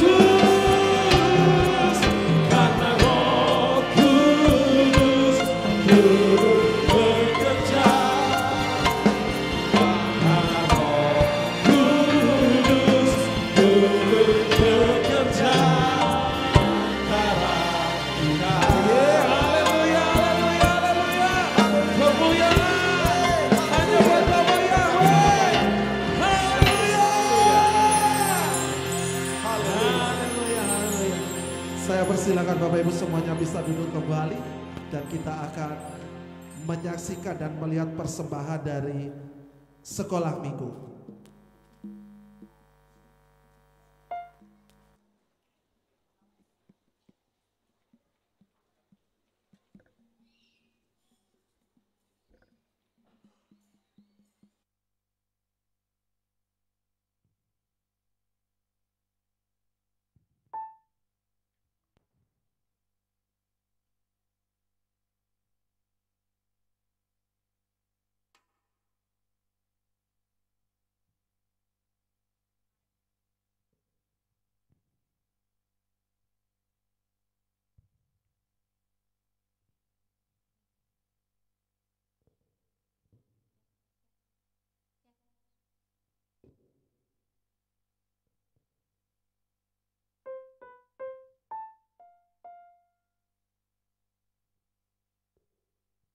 Rintik hujan di pagi ini menambah dinginnya hari ini.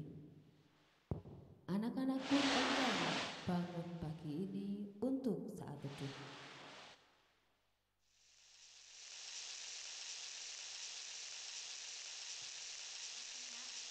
Kenapa sih kamu saja? Ayo dong nak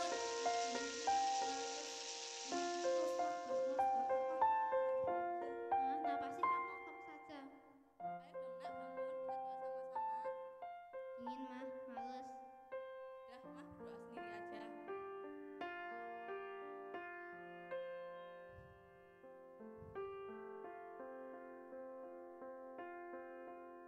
Amin.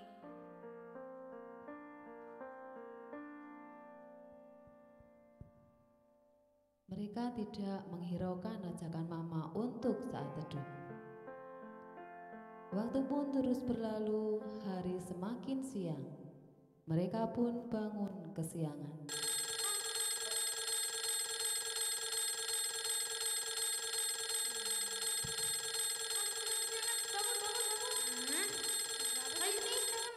Kita kesiangan.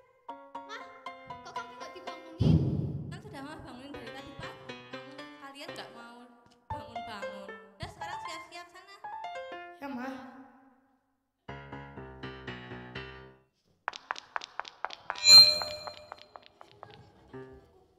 Anak-anak dibangunin dari tadi nggak mau bangun.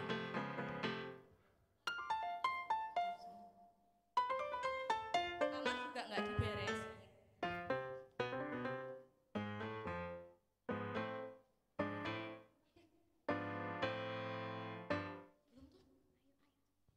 Dengan terburu-buru, mereka berangkat ke sekolah pagi ini. Mah, kami berangkat dulu ya. Sudah doa belum nak? Gak usah, Mah, kan dekat. Tenang, ah, gak usah lupa ya. Ya nih mama, lagian kita terlambat. Hati-hati ya, Nak. Mereka tidak menghiraukan perkataan mama untuk berdoa. Ya Tuhan, lindungilah anak-anakku dalam perjalanan. Karena terburu-buru saat berangkat, tiba-tiba Aduh, kok berat begini sih? Duh, Duh, gimana sih? Sini aku bantu. Makanya lain kali hati-hati dong. Aduh, nah sekarang giliran kamu. Si aku bantu. makasih. dengan tertatih mereka berangkat ke sekolah. Duh, kok masih sepi nih? Apa aku yang kebagian ya? Ngapain ya? Nggak ada temen nih. Ya udah deh, nyapu dulu aja.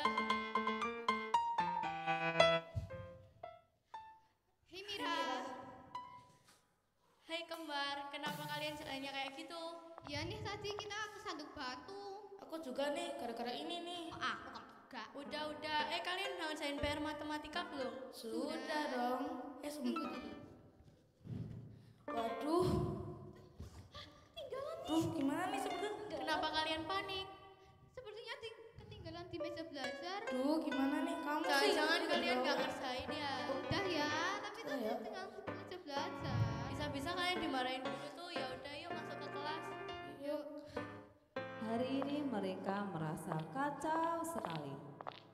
Semua karena tidak berdoa di pagi hari. Hari pun semakin siang.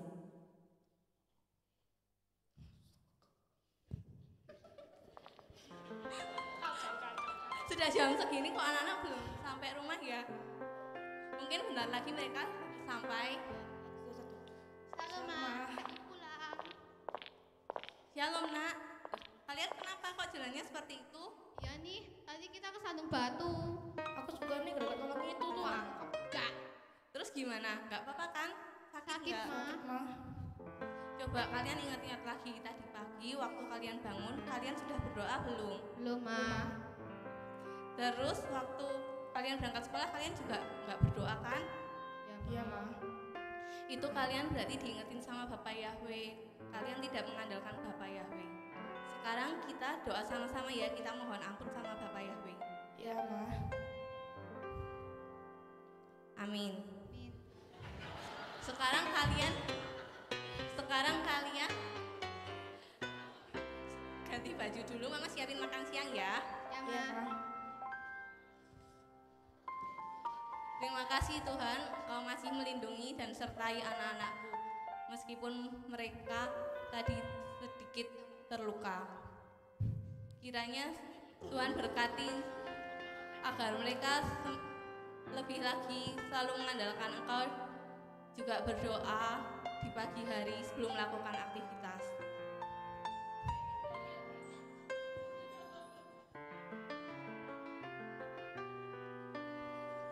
Waktu pun terus berlalu, malam pun tiba.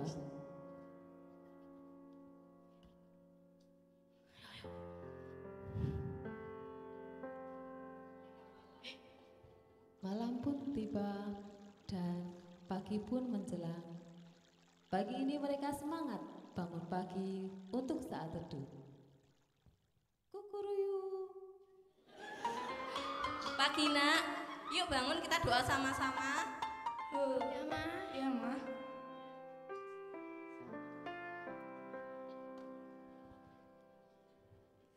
Selamat pagi ya Bapak, terima kasih atas berkat dan perlindungan-Mu sepanjang tadi malam. Sebentar kami juga akan melakukan aktivitas kami kembali. Tuhan yang sudah berkati sepanjang hari ini agar kami dapat beraktivitas dengan baik. Dalam nama Tuhan Yesus Hamasiah, kami doa dan mengucap syukur. Amin. Sekarang kalian siap-siap buat berangkat sekolah dulu. Mama siapin bekal buat kalian. Ya, Ya, Ma. Ma. Senangnya bisa doa pagi sama anak-anak, mereka jadi lebih semangat dan sukacita.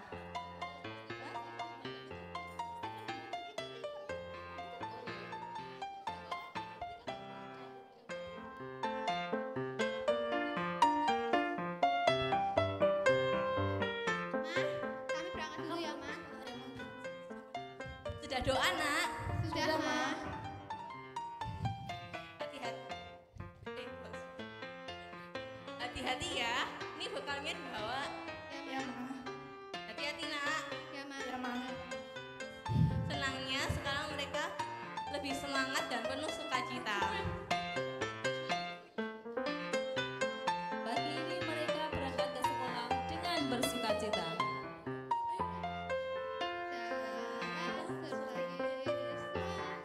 Oh, benar ya kata Mama. Setiap kita doa pagi, hati kita sukacita sekali. Iya Ya nih, Mama benar. Yuk kita berangkat sekolah. Yuk.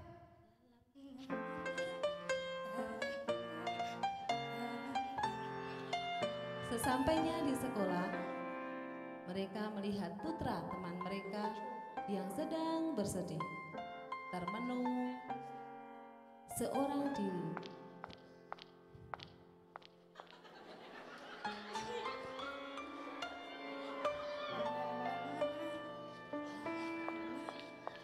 Hai Putra. Kenapa kamu tampak sedih pagi-pagi hari ini? Kembar, saya tadi pagi sepatuku basah dan kotor. Aku menginjak kuburan lumpur dan aku lupa membawa bekal makan siang. Lalu lupa bawa PS. Kemarin kita juga merasa begitu banyak kejadian-kejadian yang sangat kacau, seperti kasihan, lupa bawa buku PR, kesandung batu, wah pokoknya kacau. Lalu mama kami mengingatkan bahwa kami belum berdoa dan mama kami mengajak kita untuk berdoa. Ngomong-ngomong, kamu sudah berdoa apa belum? Oh iya, dari tadi pagi aku bangun langsung berangkat sekolah. Lupa berdoa. Nah itu, makanya berdoa dong. Yuk kita doa sama-sama mohon ampun. Yuk, Yuk. amin. Wah, sekarang perasaanku lebih damai teman-teman. Terima kasih. Sama-sama. Nah, mulai hari ini kita harus berdoa sebelum melakukan aktivitas kita supaya dilindungi dan disertai oleh Bapak Yahweh. Setuju kembar. Masuk, Kembar. Ayo, yuk kita makan bekal yang sudah siapin mamaku. Yuk. Mulai hari ini mereka semangat untuk saat teduh setiap pagi. Yosua 1 ayat 8 mengatakan, janganlah engkau lupa memperkatakan kitab Taurat ini, tetapi renungkanlah itu siang dan malam, supaya engkau bertindak hati-hati sesuai dengan segala yang tertulis di dalamnya. Sebab dengan beruntung.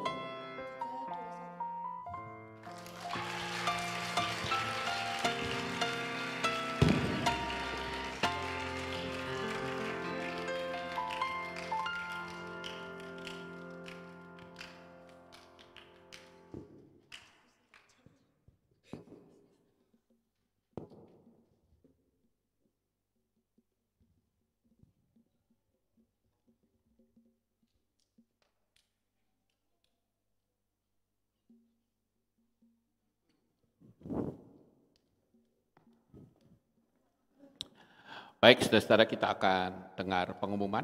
Ada pengumuman? Oke, kita akan dengar pengumuman. Shalom, berjumpa kembali dalam Aleph Tau Update News. Berikut pengumuman untuk minggu ini. Info Men's Club. Akan diadakan ibadah Men's Club di rumah Bapak Gadiono pada hari Selasa, 7 Juni 2022. Diharap kumpul di Keilat pukul 6 sore, on time. Keluarga besar Keilat Aleph Tau mengucapkan Yom Huledet Sameah bagi Bapak Ibu Saudara yang berulang tahun di bulan ini. Kiranya berkat dan anugerah Bapa Yahweh selalu melingkupi saudara. Demikian pengumuman untuk minggu ini. Sampai jumpa di ibadah selanjutnya. Bapa Yahweh memberkati. Dan karena hari ini adalah minggu pertama, kita akan berdoa untuk saudara yang berulang tahun di bulan Juni.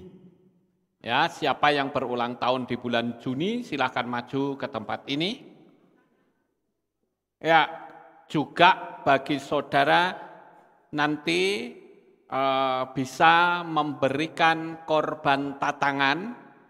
Ya, di sini ada kotak. Di belakang juga ada ya? Ada? Ya, jadi nanti saudara bisa masukkan ke sana.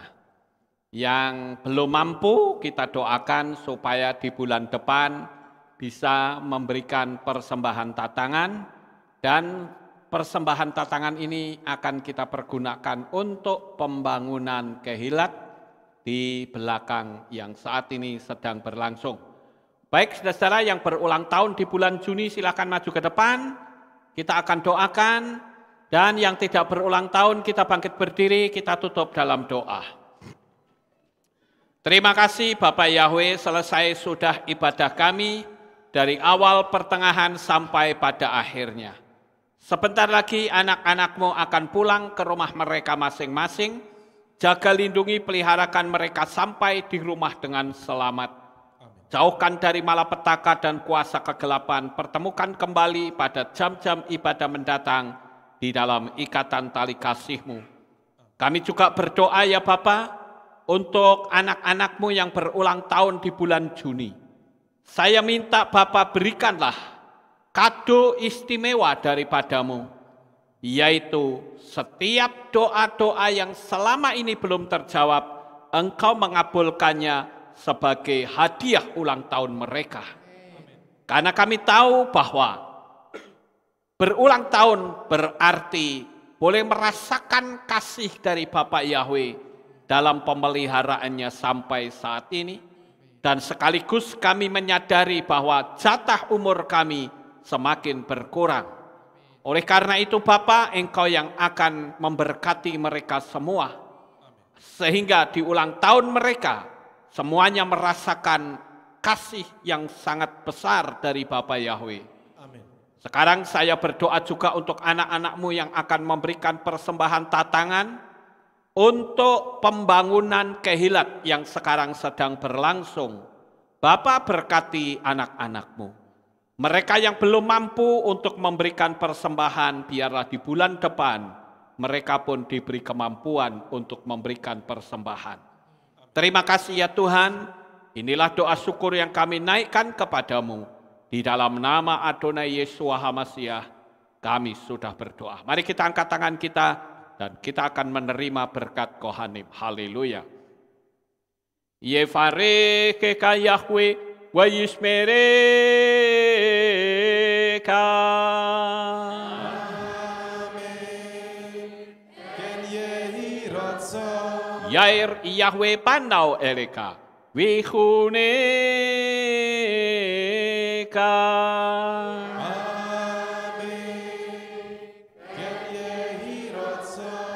Yesa Yahweh Panau Eleka Wayashem Lecha Shalom.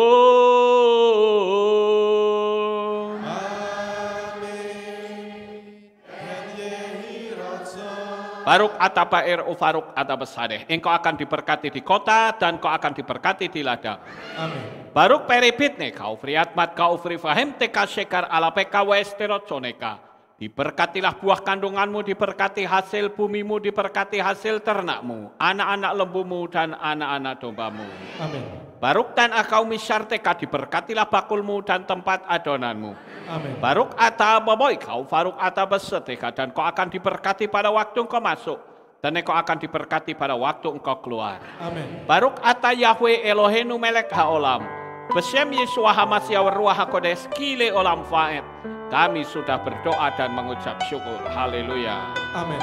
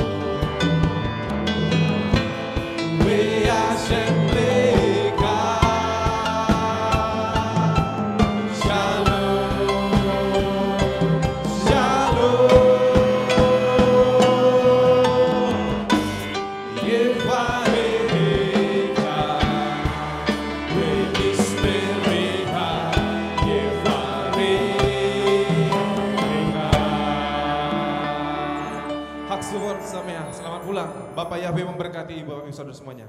Amin. Haleluya.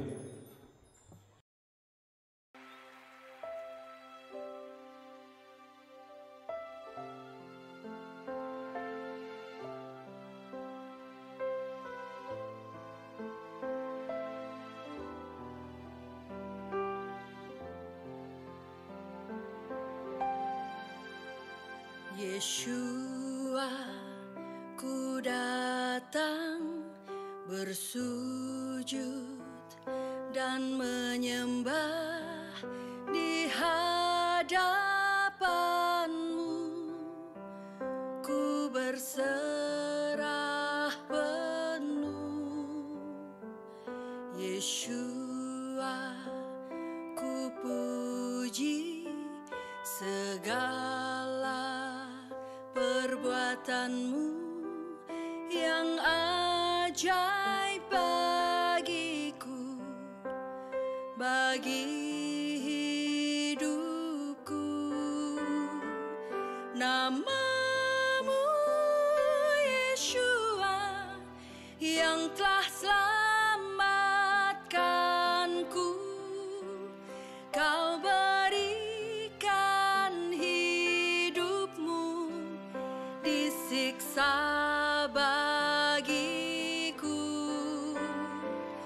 Nama-Mu Yeshua yang ubah hidupku, cara hidup lamaku menjadi baru.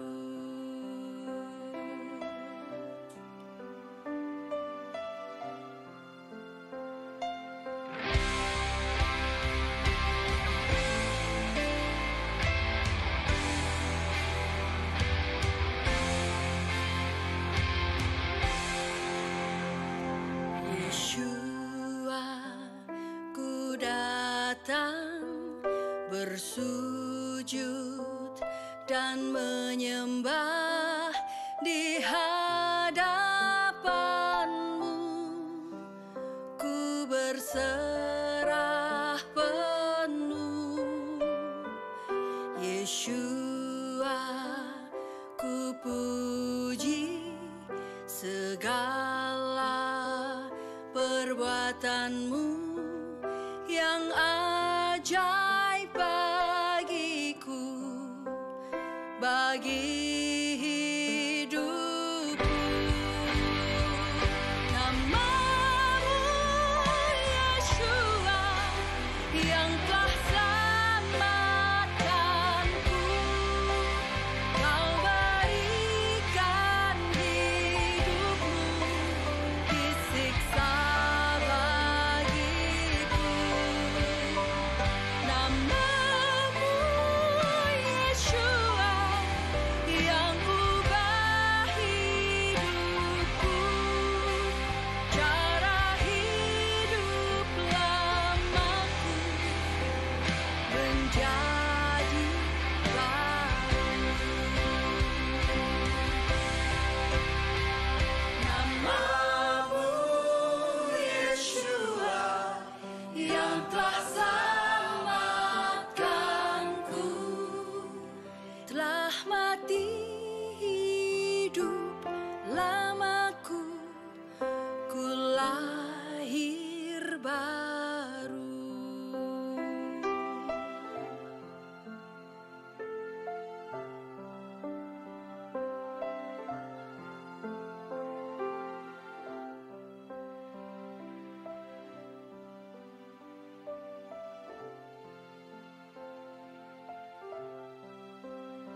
Ribuan tahun yang lalu, nama itu ada. Sebelum dunia dijadikan, nama itu sudah ada.